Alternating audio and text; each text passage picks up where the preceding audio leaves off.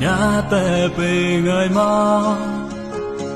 nhà đời lá mò mò có đây là ngư xuân ra là đêm làm bao lâu cái đó ua đó tay chào hợp nụ chế lên ngay quay ua tóc là mà đây là một mùa và lá mùa nào qua đi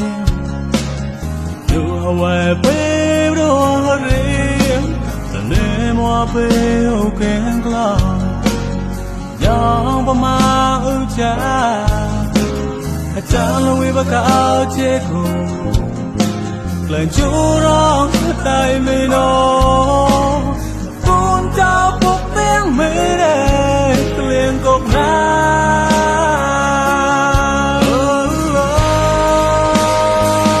lo đi là bà ta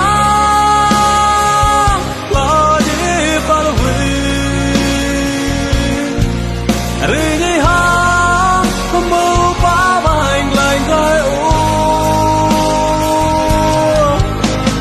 nhỏ nhìn lại cha để phải cả cũng cho ta bắt đầu từ nhà có cứ đủ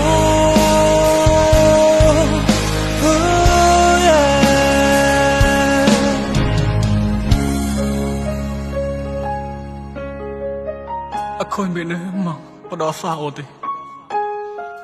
tránh to bị loại khó thì ô khao cả đây là một ô ca bài bình một chạm ạt sao đây rồi khỏi để khao cả đây là mấy quay con trai em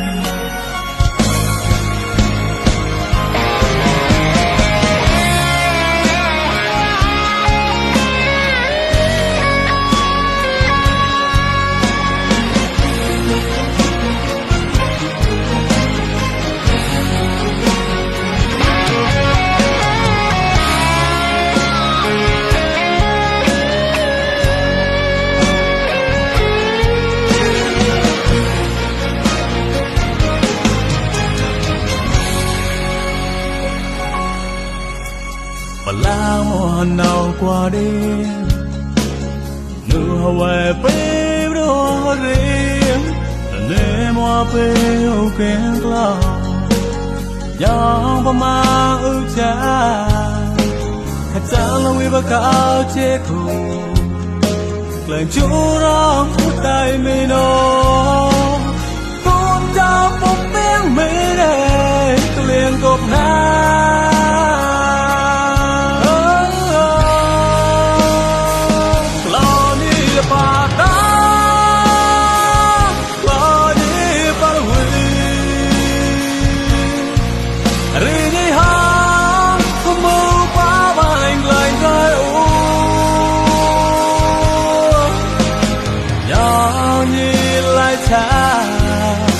để phải cả